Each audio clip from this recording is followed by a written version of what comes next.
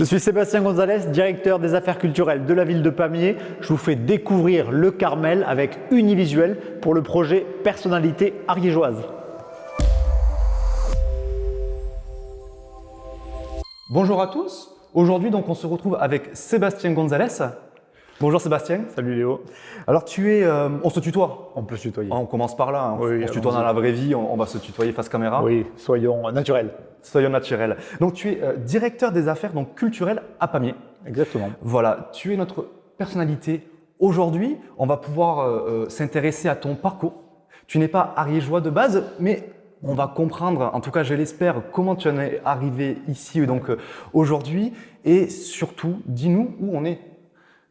Aujourd'hui, je te reçois dans le Carmel de Pamiers. Le Carmel de Pamiers, c'est un fleuron architectural de la ville, mais qui a pour particularité d'avoir été caché aux yeux de ses habitants pendant plusieurs siècles, parce qu'un Carmel, c'est un monastère, et dans ce monastère vivaient des carmélites, un des ordres les plus stricts de la religion catholique.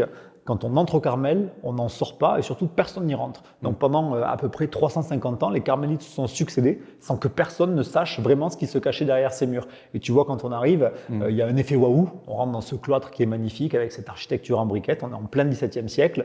Et ensuite, au fur et à mesure qu'on peut le visiter, depuis qu'il est réouvert, on découvre des salles comme celle-ci qui ont été réaménagées. Et actuellement, je t'accueille dans une expo événement, celle de Guy Limone, un artiste mondialement connu qu'on est ravis et fiers d'accueillir ici à Pamiers. Qu'est-ce qui se passe concrètement ici? Alors, comme je te disais, pendant des années, en fait, c'est un lieu qui était dédié à la prière. Donc, 25 sœurs y vivaient en permanence, en train de prier pour le monde, recluses, avec cette incapacité d'aller au contact des autres. En 2008, les sœurs ont quitté le lieu parce qu'elles étaient très âgées, de moins en moins nombreuses, et la ville de Pamiers a racheté ce site du Carmel. Il y a eu beaucoup d'hésitations sur la destination nouvelle du lieu, et puis après de nombreuses réflexions, il a été décidé d'en faire un centre d'art. Alors je vais te devancer sur la prochaine question. Pourquoi un centre d'art, qui n'est pas tout à fait un centre d'art d'ailleurs, c'est une appellation, c'est un lieu d'art. Parce que trouver une destination à un lieu si fort, avec un passé si important, c'est pas une mince affaire. Les carmélites, elles priaient, elles vivaient dans la spiritualité. Donc, quand on se pose la question de ce qu'il reste de spirituel dans ce 21e siècle qui va très vite, où beaucoup de choses nous dépassent, finalement, il y a une seule question qui vient à l'esprit, c'est l'art. L'art, ça a une dimension sacrée. On construit des musées, on préserve les œuvres d'art, ça dit quelque chose de nous, ça nous fait réfléchir sur nous-mêmes, ça ouvre aussi une fenêtre sur le monde, donc c'est éminemment mystique. Alors, quand la question s'est posée et qu'il a fallu trouver une réponse, ça a été un lieu d'art et rien d'autre. Et le public adhère, donc c'est encore mieux. Ça semblait une évidence en fait pour vous. Avec le recul, c'est une évidence. Ouais. On a un peu tâtonné, mais effectivement, on se rend compte qu'il n'y avait pas d'autres possibilités, ou en tout cas, il n'y avait rien qui faisait plus sens que ça. Mais est-ce que cette exposition d'art est à la portée de tout le monde?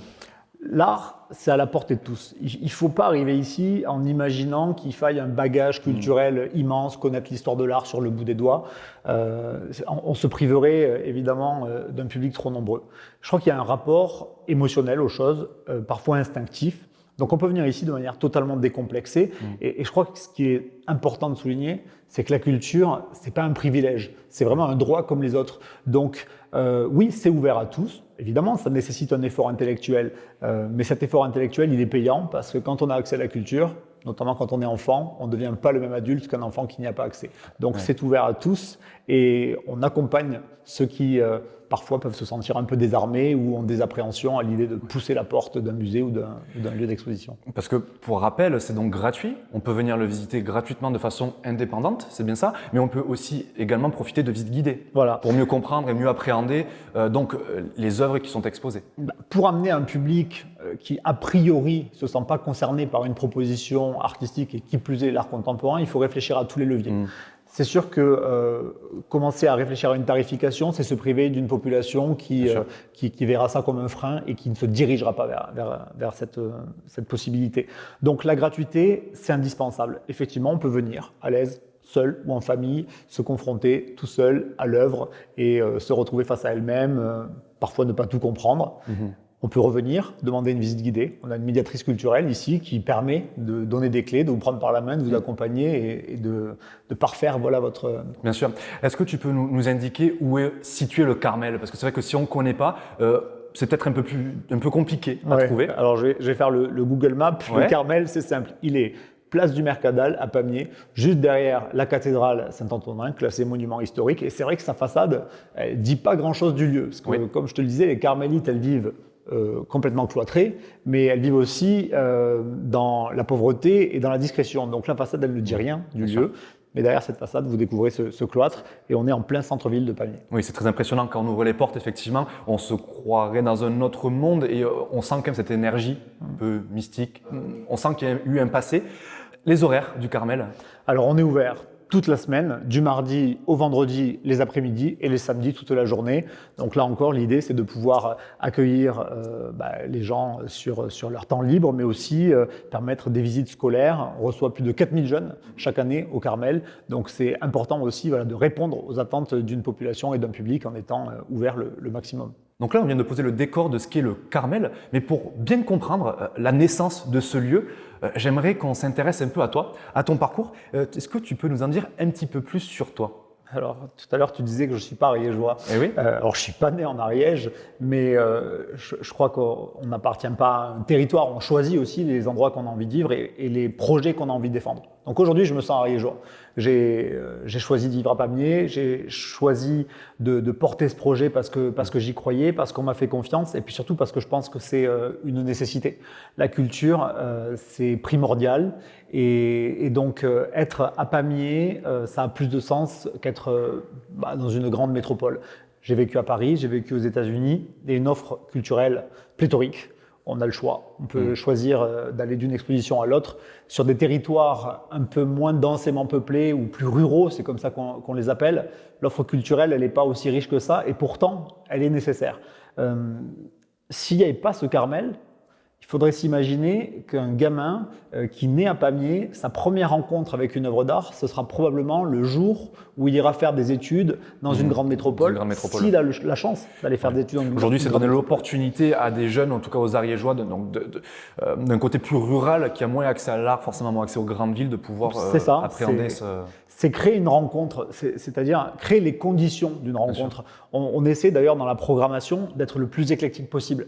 On n'a pas choisi une esthétique, on n'a pas choisi un courant particulier. On montre tout ce que l'art contemporain peut proposer au sens large de richesse. Comment tu en es arrivé à l'art? Est-ce que tu as fait des études? Oui, j'ai fait des études en journalisme, ensuite un MBA en ingénierie culturelle. Donc l'ingénierie culturelle, c'est la question... C'est quoi l'ingénierie culturelle? C'est comment mettre sur pied un projet culturel, donc de la logistique à la médiation, enfin, voilà, créer un projet de A à Z. D'accord. Et c'est ce qui t'a amené, du coup, à 26 ans, tu as créé donc la première émission TV sur l'art qui se nomme donc La Semaine de l'Art sur LCI. Ça ne vous a pas échappé, le monde de l'art est plein de rebondissements, de frictions même parfois. Les chiffres, les tendances, les coups de mou ou les indiscrétions sont dans les anecdotes. En gros, tu mets en avant l'histoire de l'art.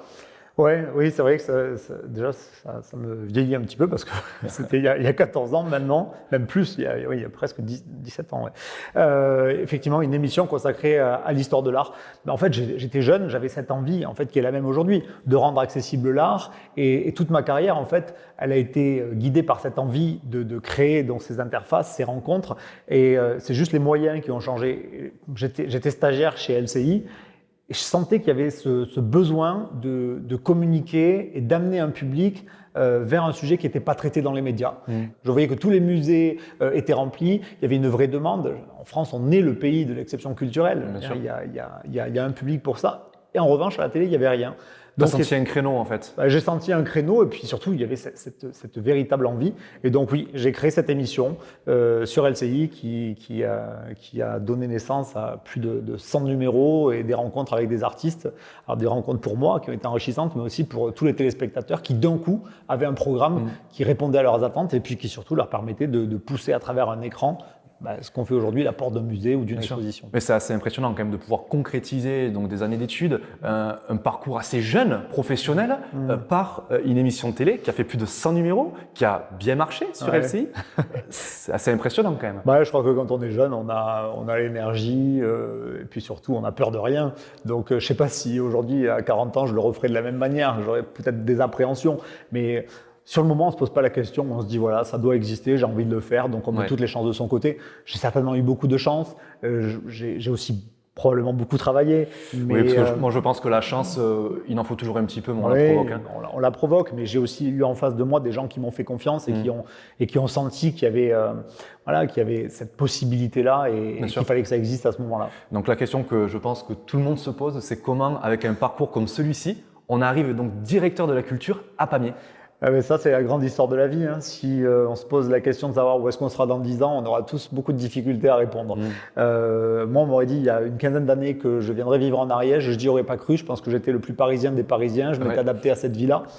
Mais parfois, il y a des événements qui arrivent et qui remettent tout en question. Et comme tout le monde, j'ai vécu le confinement, le Covid. Et comme les Carmélites, je me suis retrouvé face à moi-même à m'interroger, à me dire quel est le sens ou quel sens j'ai envie de donner à mon parcours. Et finalement, j'avais envie de toujours travailler dans la culture, mais peut-être moins en rapport avec des gens qui ont un accès privilégié.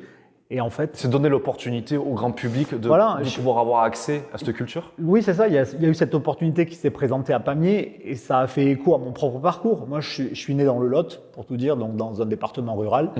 Et je me suis posé la question de moi, gamin, à Cahors, dans le Lot, face à ce vide culturel ou en tout cas cette absence de programmation culturelle ou de proposition culturelle.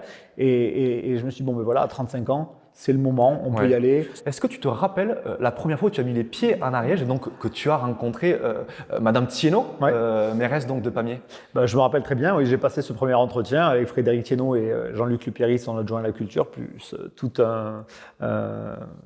on pourrait dire un arsenal de personnes là pour me sonder mes motivations.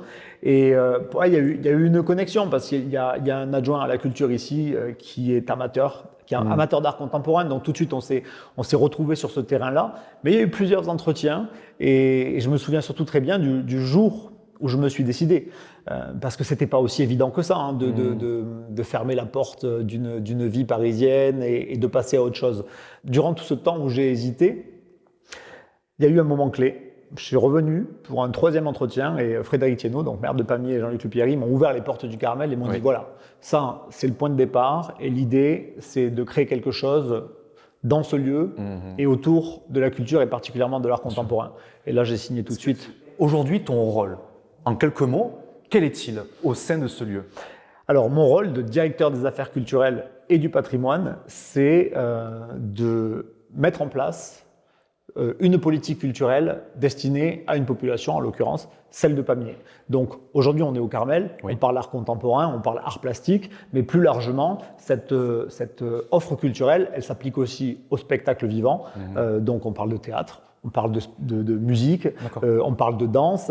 À Pamiers, on a la chance d'avoir énormément d'établissements dédiés à la culture et à l'enseignement culturel. Donc on a une salle de spectacle dans laquelle on programme. On a un conservatoire où on enseigne la danse, le théâtre, la musique, bientôt les arts plastiques, une médiathèque. Voilà. Tous ces établissements culturels, ils donnent la possibilité aux habitants de la ville d'accéder à une proposition. Cette proposition, c'est à moi et c'est un travail d'équipe, donc, et à mon équipe de la mettre en place. C'est très éclectique, très enrichissant en fait. Tu touches vraiment à l'art de manière générale, que ce soit l'art scénique, l'art plastique comme tu l'as dit. J'ai pas d'autres idées d'art, mais il doit y en avoir sur d'autres que tu gères. Ouais, on essaie de proposer tout ce qui existe pour que cette connexion se fasse et ensuite charge aux spectateurs qui apprécient une esthétique plutôt qu'une autre, un courant plutôt qu'un autre ou une forme d'expression plutôt qu'une autre, d'approfondir. Nous ici, notre rôle, c'est pas d'aller choisir quelque chose de niche, mais c'est vraiment d'ouvrir toutes les portes et de permettre ensuite à chacun d'aller vers là où il a envie d'aller. Mais pourquoi l'art en général est importante pour nos citoyens ariégeois? Je crois que c'est un service public au même titre que les autres. C'est une mission de service public. Et les artistes, leur rôle, il est primordial. Ils portent un regard sur une époque. Ce sont eux, en fait, les témoins et finalement les passeurs entre les générations. Pour revenir au Carmel en lui-même, est-ce que c'est simplement un lieu d'art, d'exposition, ou est-ce qu'on peut y retrouver d'autres activités? Alors, la dominante principale, ce sont les arts plastiques. Oui. Maintenant, l'idée, c'est aussi de croiser les disciplines. C'est pas de se contenter de montrer des artistes plasticiens. On y fait des concerts, on y a fait de la danse contemporaine. Voilà, on crée aussi cette synergie entre les artistes et ça c'est génial parce que quelqu'un qui n'ose pas venir parce qu'il pense ne pas aimer la peinture ou l'art contemporain plus généralement, peut avoir une porte d'entrée en se disant ah tiens il y a un concert qui se joue au Carmel. Et une fois qu'on l'a, celui-là, on l'amène aussi dans les salles d'expo et il se rend compte qu'effectivement, il y a des passerelles. En fait, c'est un lieu qui peut sublimer des activités, qui peuvent sublimer, donc, comme tu l'as dit, des concerts. Et même si on n'est pas spécialement attiré par l'art, on n'y viendrait peut-être pas de nous-mêmes, mais en allant voir un concert ou quelque chose qui s'y passe, forcément, on fait quelques détours dans les pièces, on s'y perd et malgré tout, ça reste très agréable parce que c'est quand même atypique, je trouve. Et puis l'occasion fait le larron, c'est-à-dire que voilà, on est rentré au Carmel, il y a une expo, pourquoi s'en priver? Et ce premier contact, il est vraiment primordial. Le plus difficile, c'est la première fois. C'est se dire voilà, j'y vais. Une fois qu'on a essayé, qu'on se rend compte que c'est pas contraignant, je veux dire, ici on n'est pas là en train de vous dire ce qu'il faut penser. On vous montre quelque chose et vous repartez avec ça. Je crois que c'est comme une graine qu'on plante, après le travail il se fait tout seul. Parce que j'imagine que tu fais quand même appel à ton réseau, passé par ton parcours professionnel. Tu as dû rencontrer de nombreux artistes, que ce soit dans tes études ou alors par rapport à l'émission de LCI. Comment on choisit un artiste? Alors le réseau ça aide. C'est sûr que quand on arrive à Pamiers, que personne ne connaît forcément Pamiers, c'est un peu difficile d'aller chercher un artiste avec qui on n'a jamais eu un contact et de lui dire viens, joue le jeu. C'est un défi, donc il faut aller les chercher, il faut les motiver. Donc les premiers artistes que je suis allé chercher, c'est des artistes qui me faisaient confiance, des artistes avec qui j'avais déjà travaillé et qui ont accepté le défi et se sont lancés avec aussi une adhésion au projet, c'est-à-dire cette idée d'aller diffuser leur art, leurs propos dans des contrées où nécessairement elles ne sont pas invitées. Donc ça, c'était la première chose. Ensuite, comment on choisit? On choisit sur la qualité de la proposition. On choisit aussi des artistes qui n'ont jamais été montrés sur le territoire. C'est bien d'aller chercher des choses inédites. Il y a des artistes ici qui sont défendus, qui sont montrés, que les gens connaissent. Notre objectif, c'est d'ouvrir les horizons. Donc voilà, on sélectionne des artistes pour leur originalité, pour le sérieux de leur démarche et pour la crédibilité aussi de leur proposition. Pour parler de cette exposition, là où on se trouve aujourd'hui, tu peux nous en dire un petit peu plus? Oui, on accueille un artiste français mondialement connu, c'est une chance de l'avoir, il s'appelle Guy Limon. Et alors Guy Limon, il a une particularité, il travaille le découpage, et surtout l'image comme point de départ de la couleur. Donc là, on a autour de nous des témoignages de ses voyages. Il a visité La Paz en Bolivie et il a des images comme ça qui ont imprimé sa rétine et qu'il vient juxtaposer sur des tubes de néon. Et donc d'un point de départ, en fait, il suggère un ensemble. Voilà, c'est tout un imaginaire, le monde de Guy Limon, c'est conceptuel à première vue et finalement il y a une porte d'entrée esthétique. C'est aussi comme ça qu'on choisit les artistes, c'est-à-dire des artistes capables de créer en fait une connexion par des biais qui ne sont pas forcément ceux auxquels on s'imagine quand on évoque l'art contemporain. Il y a une dimension conceptuelle, il y a une dimension intellectuelle, mais on peut aussi rentrer dans l'art par la porte de l'esthétique, par la porte du ludique. Et dans les autres salles d'exposition que tu as pu visiter, voilà, on a des œuvres qui ont pour point de départ des statistiques, des données sociologiques. C'est ça. Tu peux nous en dire un petit peu plus? Ah oui, étonnant, hein, un artiste qui part presque de données mathématiques pour créer. C'est le truc auquel personne ne s'attend. Quand on dit ça, on se dit « Ouh là là, je ne vais rien comprendre ».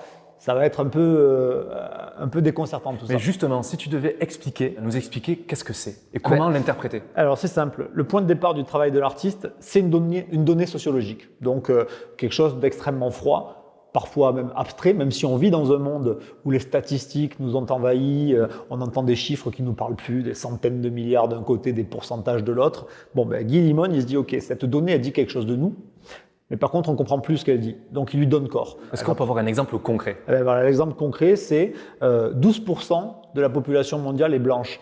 Aujourd'hui, dans les médias, l'homme blanc, il est omniprésent. On a l'impression que tout tourne autour de l'homme blanc, puissant, etc.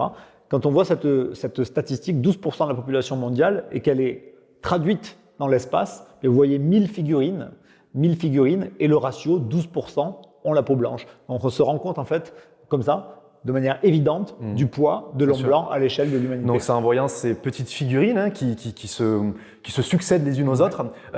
Et bien sûr, on se rend compte des statistiques quand on voit donc la petite figurine blanche qui représente donc l'homme blanc. Ouais, au la milieu proportion. voilà, proportionnellement au milieu de toutes ces petites figurines de couleurs. Donc on se rend compte qu'on est peu. Est-ce qu'il y aurait une autre un peu rigolote que tu aurais à nous raconter?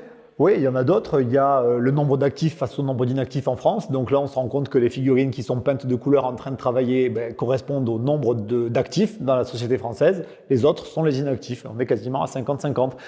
Il y a, alors, plus tristement d'actualité, la proportion de vente d'armes dans le monde. Et on voit que là, la Russie occupe une part vraiment importante. On a aussi la consommation de cocaïne au Brésil. Donc on se rend compte qu'au Brésil, on fabrique de la cocaïne, mais la plupart de la cocaïne fabriquée au Brésil est consommée sur place. Donc d'un coup, ces statistiques, en fait, elles nous éclairent. Elles prennent vie, en fait. Voilà, elles prennent vie. Et puis encore une fois, c'est ludique et c'est esthétique. Donc quelque chose qui paraît très lointain, extrêmement froid, devient œuvre d'art.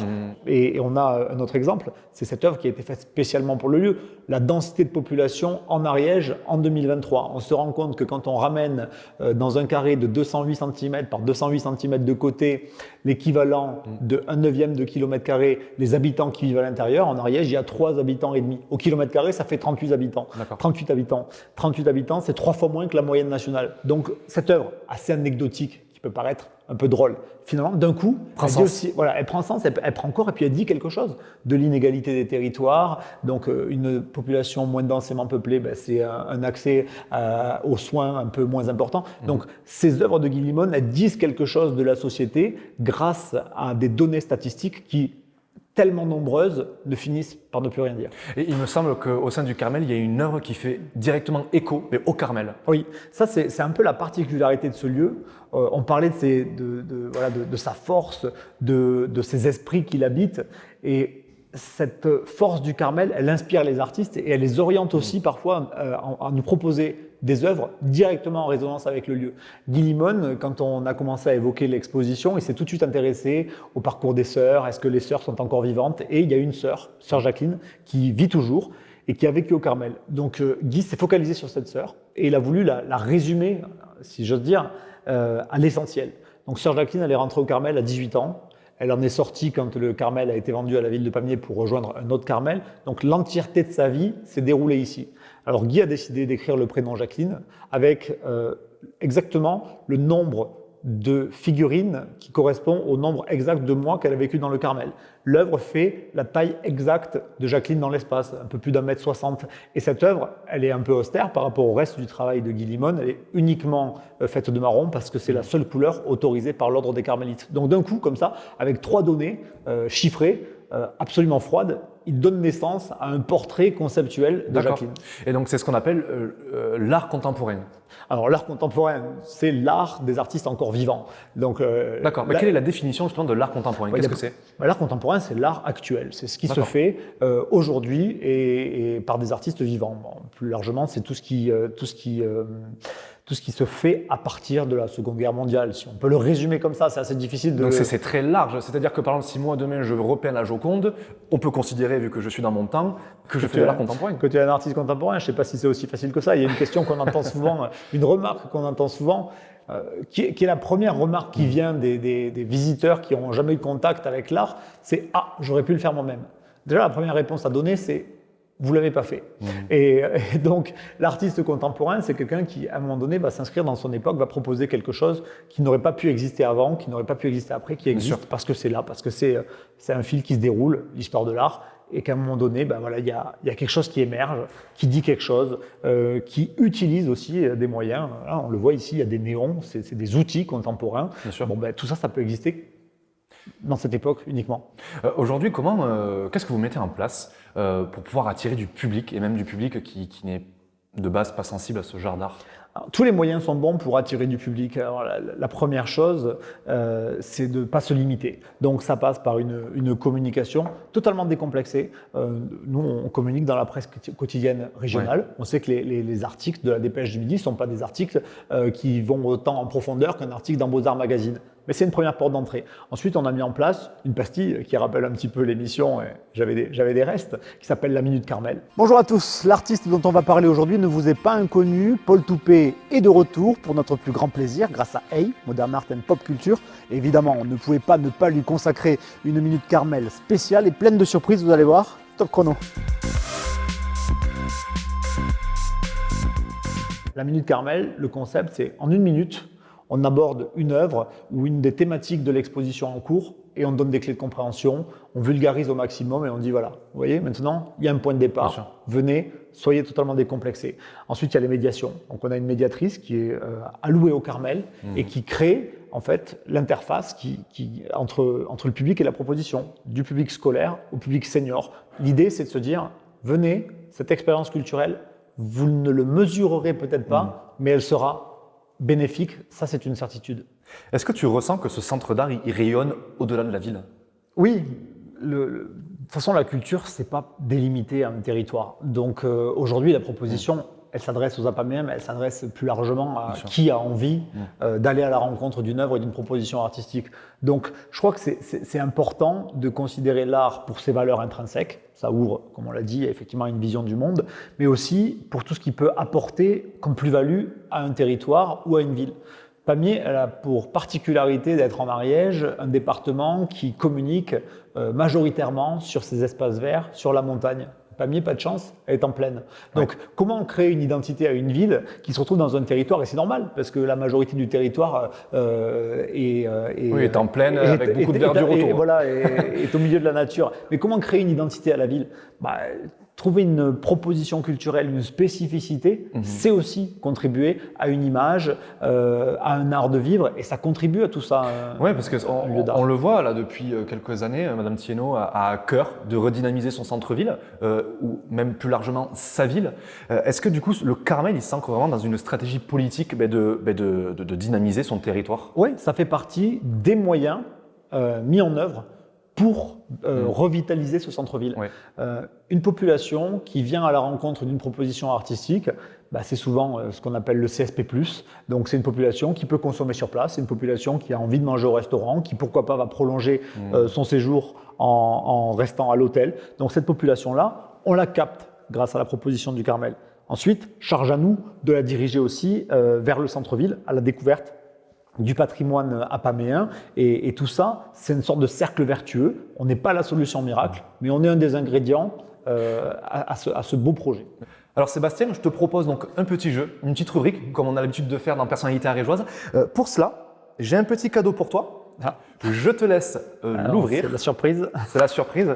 Alors peut-être que tu as pu voir donc, les vidéos précédentes de Personnalité ariégeoise et que tu t'attends à ce que c'est. C'est une carte connectée, une carte de visite connectée avec une puce NFC que nous propose Elodie Vert sur Saverdun avec sa société. Génial. Écoute, merci beaucoup. Voilà. Donc maintenant, je pourrais montrer ma carte connectée à qui me rencontre et qui veut savoir qui je suis, c'est ça? Exactement. Bon, est-ce que tu as ton téléphone avec toi? Oui, j'ai mon téléphone avec moi. C'est Mathilde qui a mon téléphone même. Si Mathilde rentre dans le champ, c'est pas grave. Alors, regarde, donne-moi la carte. Alors, je te laisse déverrouiller ton téléphone. Hop. Et puis, simplement, en posant la carte comme ceci, tu vas voir apparaître du coup un lien. On est au Carmel de Pamiers. T'as Les pas raison. murs ont 3 siècles d'existence et... Alors ça y est, c'est voilà, bon. Impeccable. Donc là, tu vois, tu as une fiche contact. Tu peux la personnaliser vraiment comme tu le souhaites, y mettre des éléments, des documents si tu pars en réunion ou ce que tu veux. Ça peut être aussi ta vitrine personnelle, tout ce que tu veux. Parfait. Mais en tout cas, je te propose d'ouvrir donc Un mot pour décrire. rubrique qui se nomme Un mot pour décrire la star. Un mot pour décrire la star. Attention, tu sais, on ne peut pas révéler tous les secrets sur les stars qu'on reçoit parce qu'il y en a certaines qui ne seraient pas forcément d'accord. Pour recontextualiser donc la rubrique, Pamiers accueille beaucoup d'artistes. Ouais. J'ai sélectionné quelques artistes qui sont passés donc à Pamiers et je te propose de nous dire un petit mot sur Pour chaque chacune artiste d'entre elles. qui sont passés donc à Pamiers. Bon, allez, je vais commencer par Amel Bent, je vais dire généreuse. Julien Clerc, je vais dire, qu'est-ce qu'on pourrait dire? Il y a un mot, ça suffit pas. Moi, j'aime bien les artistes comme ça qui traversent les époques, qui parlent à plusieurs générations, mais c'est talentueux. Bonnie Tyler, alors Bonnie Tyler, c'est un peu une histoire particulière. C'est le premier spectacle après Covid. Donc en fait, on réfléchissait comment recréer une opportunité au public qui n'avait pas eu accès à la culture pendant plusieurs mois, de se retrouver et de faire la fête. Et on a choisi Bonnie Tyler. Et le mot, c'est légendaire. C'est légendaire. Jennifer, je vais dire Joker. Pourquoi? Je veux dire Joker. Ça s'est pas bien passé? Non, mais il a beaucoup plu ce jour-là, le soir du concert. C'est un concert qui s'est fait sous la pluie. C'est pas les meilleures conditions pour un artiste pour se produire. Donc on n'a pas eu le temps de créer un échange aussi fort qu'on a pu le créer avec les autres artistes. D'accord. Anne Roumanoff. Rouge. Ouais, rouge, voilà, très bien. J'en veux un deuxième, s'il te plaît. Très bien, ouais, donc c'est le deuxième Joker. Boudère, je dirais drôle et accessible. Et Julie Zenati, surprenante. C'est hallucinant, ces artistes qu'on imagine sur un registre. La voix, la chanteuse à voix, et en fait non, elle était capable d'embarquer le public du jeu du mail sur une esthétique extrêmement dynamique, ça bougeait, elle a enflammé la scène. Donc non, mais tout ce reste quand même de très bons souvenirs. C'est toujours agréable de voir quand on programme un spectacle, il y a une population qui se dit ça se passe chez moi, ça crée de la fierté. Ouais. Pour aller voir des artistes comme ça, auparavant, il fallait prendre sa bagnole, aller à Toulouse. Les prix d'une place de spectacle au Zénith de Toulouse ou ailleurs, c'est pas les mêmes prix qu'à Pamiers, c'est des frais. Ça, c'est vraiment se poser la question de l'accessibilité. L'accessibilité. Voilà. Ouais. J'habite à Pamiers, pourquoi est-ce que j'aurais pas le droit à une offre culturelle aussi riche et aussi qualitative qu'ailleurs? Bien sûr. Effectivement, il y a de l'inégalité dans les territoires. La culture, elle peut contribuer à effacer certaines inégalités. Et ça, c'est la fierté. Donc, en fait, après, que les artistes soient sympas ou pas, au fond, c'est vraiment un détail. Bien sûr. Et comment on approche des artistes? Alors, on travaille avec des boîtes de production. Il y a un fantasme autour de la culture. Tout le monde croit que la culture, ça coûte très cher, etc. C'est pas vrai. Quand je dis que c'est un métier, notre métier, c'est aussi d'aller sélectionner des artistes en fonction d'un routing. Un routing, c'est quoi? C'est se dire, voilà, il y a une tournée. L'artiste, il n'est pas loin. Quand l'artiste n'est pas loin, si on le fait venir à Pamiers dans le cadre de cette tournée, on diminue tous les frais liés au transport, des décors, du personnel, etc. Donc, en fait, nous, on construit vraiment notre programmation en fonction de ces opportunités, en fonction aussi des attentes du public, sans jamais perdre de vue non plus de proposer des nouveautés. Et est-ce que tu aurais des anecdotes à nous raconter sur des choses qui se sont déroulées avec des artistes, des imprévus ou des moments de joie? Les moments de joie, il y en a à chaque fois qu'un concert commence. Mais il se passe toujours un truc quand ça commence. Moi, je suis aussi stressé que les artistes. J'ai toujours peur que ça ne réponde pas. Les premiers applaudissements du public, je me rends compte si l'artiste va devoir mettre un peu plus d'énergie qu'un autre. Alors, donc, c'est toujours un moment de joie. Et puis, le truc le plus récompensant, c'est de se rendre compte qu'il y a un public qui est conquis et qui se dit ça se passe dans ma ville. Cette fierté-là, franchement, c'est notre fiche de paye. Ouais. C'est pour ça qu'à chaque fois, on a envie de remettre une pièce dans la machine et que ça continue. Et toi, aujourd'hui, est-ce que tu te sens privilégié en fait, de pouvoir côtoyer de près tous ces artistes-là? Oui, on a des boulots quand même assez sympas. Il n'y a rien de plus sympa que d'être au contact d'un artiste, c'est-à-dire de quelqu'un qui estime avoir délivré un message, qui est là pour créer des moments particuliers, que ce soit mettre de l'ambiance pour un chanteur, amener une réflexion pour un artiste plasticien. Tout ça, c'est un vrai privilège. Je crois que j'ai une vie culturelle encore plus riche depuis que je suis à Pamiers que quand j'habitais à Paris ou en Floride. Donc tout ça a fait de moi quelqu'un de nouveau et tout est beaucoup plus agréable quand on est au contact des artistes. Du coup, tu as un peu esquivé la question. L'anecdote, tu veux une anecdote. Je veux une anecdote. Tu veux l'anecdote? Non, mais souvent, il y a des volontés particulières sur des menus, on a des artistes. Alors, on ne veut pas les noms. On veut pas les noms, mais est-ce que tu peux nous sortir du coup quelles sont les volontés particulières? On ne veut pas les noms. Le but, c'est pas de. On a beaucoup de véganes. On a des exigences parfois un peu luxueuses sur les hôtels. Mais là, c'est pareil. À partir du moment où on est capable d'être un peu pédagogique, d'expliquer, même à des managers d'artistes, que quand on fait venir un artiste sur le territoire, il ne vient pas pour prendre son cachet, chanter et se casser. Ils comprennent qu'il y a un autre enjeu derrière. Donc nous, quand un artiste dit « je veux un 5 étoiles avec une suite », on lui dit « on n'a pas de 5 étoiles avec une suite sur le territoire ariégeois ». En revanche, on a des hôtels sympas avec des personnels qui seront ravis de vous recevoir, qui mettront les petits plats dans les grands pour que vous vous sentiez bien. Et le petit hôtel atypique qui, effectivement, sur le papier, colle pas à leurs exigences, tout d'un coup, devient une autre expérience. Et on a réussi à créer ce truc-là. Et c'est une des retombées de la culture. 1 euro investi dans un artiste, c'est des euros qui retombent aussi dans les recettes des commerçants de la ville, des hôteliers, des restaurateurs et autres. J'ai encore esquivé, tu n'y arriveras pas. Non. Non, mais je veux pouvoir continuer à inviter des artistes. Si je dis dès qu'on m'interview précisément ce qui ne va pas et toutes les Tous les gros problèmes. Ah oui, je vais le dire, si. Allez. Bon, j'en ai une particularité. J'ai un humoriste qui est venu il n'y a pas longtemps, je donne des indices, qui voulait un smoothie, mais quand je regarde encore la recette du smoothie, je me demande même comment ce truc est mangeable. Voilà, il y avait des ingrédients dans des proportions très particulières, des indications au moment où il fallait checker presque dans quel sens il fallait tourner la cuillère. D'accord. Voilà, ça Du nous a coup, fait. vous lui avez fait carrément un smoothie. Ouais, on lui a fait parce qu'on sentait qu'il était stressé, le pauvre. Oh, waouh. Est-ce que tu peux nous en dire peut-être, nous annoncer quelques artistes qui vont arriver ou nous donner une petite avant-première? En fait, tu es venu chercher le scoop. Ouais. Alors oui, des artistes qui vont se produire à Pamiers, j'en ai 2. C'est les artistes qui vont se produire au Plateau du Castella cet été. C'est un moment important parce que c'est les seuls concerts en plein air qu'on programme dans l'année. Et donc c'est vraiment cette idée de concert populaire où les gens peuvent se retrouver, faire la fête à des prix qui défient toute concurrence. Et donc cette année, on a sélectionné 2 artistes multigénérationnels. Michel Fugain d'un côté, 60 ans de carrière, tout le monde le connaît, tout le monde connaît ses tubes. Et il y a fort à parier qu'on va pouvoir se retrouver, chanter et danser. Et le deuxième soir, c'est Patrick Fiori. Patrick Fiori parle aux petits comme aux grands. Pour conclure, demain, comment tu vois l'avenir de Pamiers en général et plus précisément l'avenir du Carmel? Moi, cette ville, je l'ai découverte il y a 4 ans en m'installant ici. Et je trouve qu'elle a un potentiel génial. C'est une ville où il fait bon vivre. Voilà, c'est une ville à l'échelle d'un village, tout le monde se connaît, ça c'est super agréable. Donc moi, je souhaite que cette ville, elle attire, continue de se développer et puis surtout, qu'elle retrouve ce dont certains me parlent avec de la nostalgie, c'est-à-dire son image d'antan, voilà, son rayonnement. On sent les efforts en tout cas qui sont faits. Hein. Il y a de vrais efforts parce que c'est une nécessité. Et puis, si on doit parler de ce Carmel, qu'est-ce qu'on lui souhaite? On lui souhaite qu'il perdure. Ça, c'est pas un projet à l'échelle d'une vie. C'est ça qui est beau aussi dans un projet comme celui-là. Ça dépasse notre simple existence. Un musée, on n'a pas envie qu'il ferme. Cette proposition artistique, si dans 50, 100 ans, 200 ans, elle existe encore, voilà, c'est qu'on aura réussi notre pari, créer quelque chose de suffisamment fort pour que jamais ça ne disparaisse, parce que ce sera une nécessité comme ça l'est aujourd'hui. En tout cas, merci Sébastien.